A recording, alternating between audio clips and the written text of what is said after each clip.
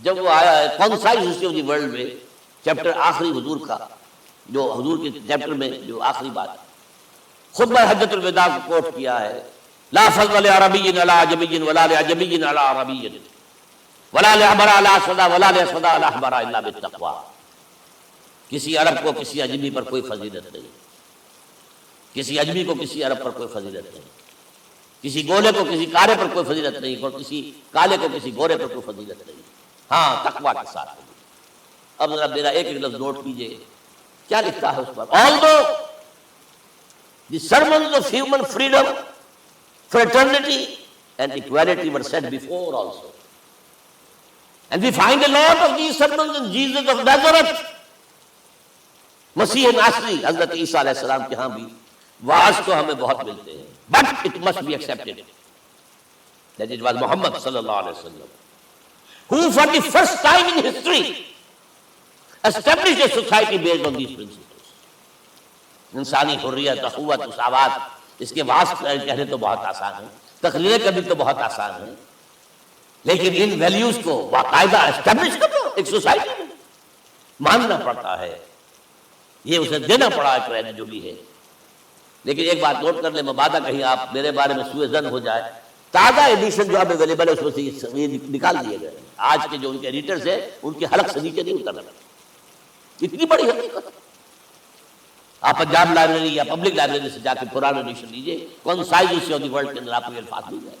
Although the sermons of human fraternity, freedom and equality were said before also, and we have a lot of these sermons in Jesus of Nazareth, but it must be accepted that it was Muhammad sallallahu alaihi wasallam who for the first time in history established a society based on these principles. اب یہ جو mission میں نے آپ کے سامنے رکھا، ایک بنیادی مشن قرآن کی تبلیغ کرو، تبلیغ کرو، تبلیغ کرو، تبلیغ کرو. یا ایھا رسول بلغ ما انزل الیک من ربک وان لم تفعل فما بلغت رسالتہ. نمبر 2، جو دین حق دیا اسے غالب کرو، قائم کرو، نافذ کرو، اس کی مثال پیش کرو دنیا میں. ان دونوں میں مدد درکار تھی محمد رسول اللہ. جیسے حضرت مسیح نے کہا تھا، وَإِذْ قَالَ عِيسَىٰ ابْنُ مَرْيَمَ لِلْحَوَارِيِّينَ مَنْ أَنصَارِي إِلَى اللَّهِ، کون ہے میرا مددگار اللہ کی راہ. جیسے کہ اللہ فرماتے ہیں سورہ حدید میں، بڑی پیاری آیت ہے، بڑی ریولوشنری آیت ہے، بلکہ میں بڑی ننگی انقلابی آیت ہے قرآن مجید. اتنا صاف اللہ تعالیٰ ہی سچ بول سکتا ہے، کوئی اور تو ضرور کہہ دے کہ اس کے اوپر کوئی کپڑا ڈال کے بات کرے گا. آیت نمبر 25 آف سورۃ الحدید، لقد ارسلنا رسلنا بالبینات، ہم نے اپنے رسولوں کو بھیجا واضح نشانیوں کے ساتھ، معجزات کے ساتھ. وانزلنا معهم الکتاب والمیزان، ان کے ساتھ کتاب اتاری، شریعت اتاری، میزان اتاری، نظام اتارا. لِيَقُومَ النَّاسُ بِالْقِسْطِ، تاکہ لوگ عدل پر قائم ہوں. اس لیے کتاب کیوں بھیجی، رسول کیوں بھیجے، نبی کیوں بھیجے، وحی کیوں بھیجی؟ تاکہ لوگ عدل پر قائم ہوں. یہ اس سے بڑی آیت کوئی ہوگی؟ عدل اجتماعی، یہ سوشل جسٹس. اب اگلا ٹکڑا پڑھیے، وَأَنزَلْنَا الْحَدِيدَ، ہم نے لوہا بھی اتارا ہے، فیہ باس شدید، اس سے اسلحہ بنتا ہے، جنگی قوت ہے. وَلِيَعْلَمَ اللَّهُ مَن يَنصُرُهُ وَرُسُلَهُ بِالْغَيْبِ، اور اللہ دیکھ لینا چاہتا ہے کون ہے اس کے وفادار بندے جو لوہے کی طاقت کو ہاتھ میں لے کر اللہ اور اس کے رسول کی مدد کرتے ہیں. دین اللہ کا، اسے قائم کرنا اللہ کی مدد ہے، اسے قائم کرنا محمد کا فرض ہے، اس کے جدوجہد کرنا محمد کی مدد ہے صلی اللہ علیہ وسلم. یہ تھی نصرت. اور یہ نصرت آپ کو معلوم ہے حضور کی زندگی میں صحابہ کرام نے کی ہے کہ نہیں کی؟ جو شخص ایمان لایا فوراً داعی بن گیا، فوراً. ابو بکر ایمان لائے، اور 6 جو ہیں عشرہ مبشرہ میں سے چوٹی کے صحابہ، وہ ان کی دعوت پر ایمان لائے. سعد بن ابی وقاص، طلحہ، زبیر، عثمان، سعید بن زید، یہ سب کون؟ حضرت ابو بکر کی دعوت. نوجوان ہیں، مصعب بن عمیر کو گھر سے نکال دیا چچا نے، اور برہنہ کر کے نکالا ہے کم وقت، اس لیے کہ باپ مر گیا تھا، بہت دولت چھوڑ گیا تھا. ماں نے بڑے ناز و نام میں پالا تھا. کہتے ہیں 200 درہم کا جوڑا اس کا بن کر آتا تھا شام سے. جیسے کبھی ہم کہتے تھے کہ پنڈت نہرو کے کپڑے جو ہے پیرس سے سل کر آتے ہیں، اور جہاں سے گزر جاتا تھا مصعب اتنا اس نے لگایا ہوتا تھا عطر کے، پوری گلی جو ہے وہ خوشبو سے جو ہے بھر جائے۔ چچا نے بلایا، تم تو یہ کچھ چھرے کر رہے ہو اپنے باپ کی دولت پر نہ، اور تم اسے کہتے ہو کافر، نکل جاؤ گھر سے۔ وہ چلنے لگے، یہ بات ہے ٹھیک ہے، چلنے لگے۔ وہ سمجھا تھا کہ میرے ہی کہنے سے اس کے تو اس کو تارے نظر آ جائیں گے، یہ فوراً جو ہے توبہ کرے گا، پلٹ آئے گا۔ چلنے لگے تو اسے اور غصہ ہے، یہ کپڑے بھی اسی بات کے ہیں، اتارو۔ وہی اتارے کپڑے، مادرزاد برہنہ ہو کر ماں کے پاس گئے۔ ماں نے آنکھوں پر ہاتھ رکھا، مصعب کیا ہوا ہے؟ فرمایا امی میں موحد ہو گیا، یہ ہے توحید۔ اور اب جا کر حضور کے دامن میں بیت ارقم میں اب ہم وقت کارکن ہے، قرآن اتر رہا ہے، پڑھ رہے ہیں، سمجھ رہے ہیں، قرآن اتر رہا ہے، یاد کر رہے ہیں۔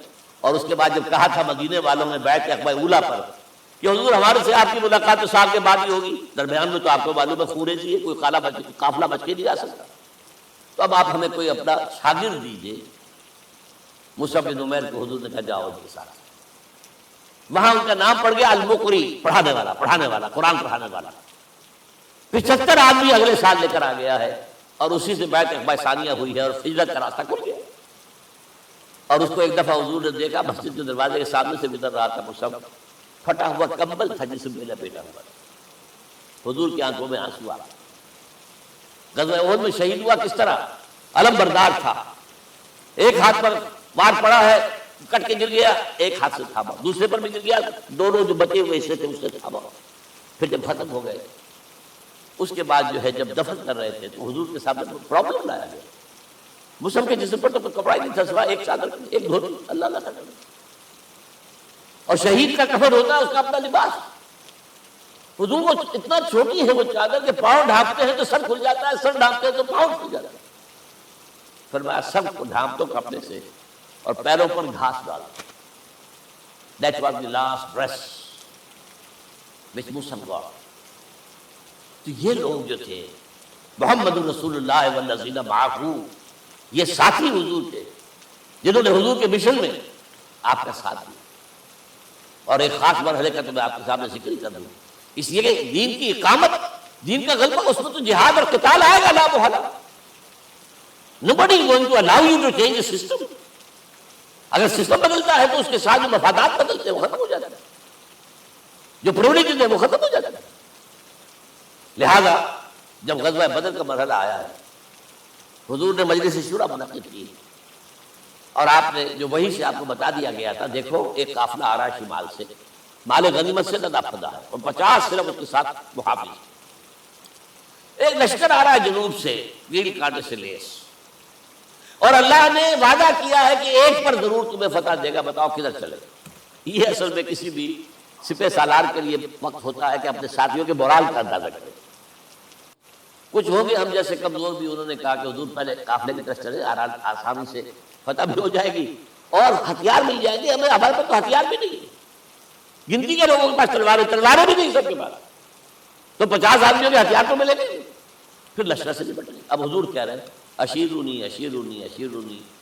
حضرت مقداد بن اسود کھڑے ہوتے، حضور ہمیں موسیٰ کے ساتھی نہ سمجھیے جنہوں نے کہہ دیا تھا فَذَهَبْ أَنْتَ وَرَبُّكَ فَقَاتِلَا إِنَّا هَاهُنَا قَاعِدُونَ۔ ہم موسیٰ کے ساتھی نہیں ہیں، ہم آپ کے جانثار ہیں، آپ جو آپ کی نیت ہے آپ بسم اللہ کیجیے، آپ کو کیا پتہ ہمارے ذریعے آپ کو اللہ تعالیٰ آنکھوں کی ٹھنڈک عطا فرمائے۔ حضور پھر فرمایا مجھے مشورہ دو، مجھے مشورہ دو۔ تب خیال آیا سعد ابن عبادہ رضی اللہ تعالیٰ عنہ کو، جو رئیس انصار کو، ہو نہ ہو یہ ہماری طرف روئے سفر ہوئی، کیونکہ بیعت عقبہ ثانیہ جس کے نتیجے میں ہجرت ہوئی ہے اس میں طے یہ ہوا تھا کہ اگر یہ مکے والے مدینے پر حملہ آور ہوں گے آپ کو ختم کرنے کے لیے، ہم آپ کی حفاظت ایسے ہی کریں گے جیسے اپنے بیوی بچوں کی۔ اور ابھی مدینے پر حملہ ہوا نہیں ہے، حضور پری ایمپٹ کر رہے ہیں، باہر نکل کر مقابلہ کرنا چاہ رہے ہیں، تو گویا کہ انصار کور نہیں ہوتے اس کے اندر، اس لیے بار بار اشیرونی، مجھے مشورہ دو۔ اب سعد بن عبادہ کھڑے ہوتے ہیں، کانک تعنینا یا رسول اللہ صلی اللہ علیہ وسلم، اے اللہ کے رسول شاید آپ کا روئے سخن ہماری جانب فإنا آمنا بک وصدقناک، ہم آپ پر ایمان لا چکے ہیں، ہم نے آپ کی تصدیق کی، اب ہمارے پاس چوائس کون سا ہے؟ اگر آپ آگے چلیں ہم پیچھے چلیں گے، اگر برق الغماد تک پہنچیں گے ہم اپنی اونٹنیوں کو دبلا کر دیں گے، یمن کا آخری شہر جو ہے برق الغماد، اور اگر آپ ساحل سمندر پر کھڑے ہو کر اپنی سواری سمندر میں ڈالیں گے ہم بھی ڈالیں گے.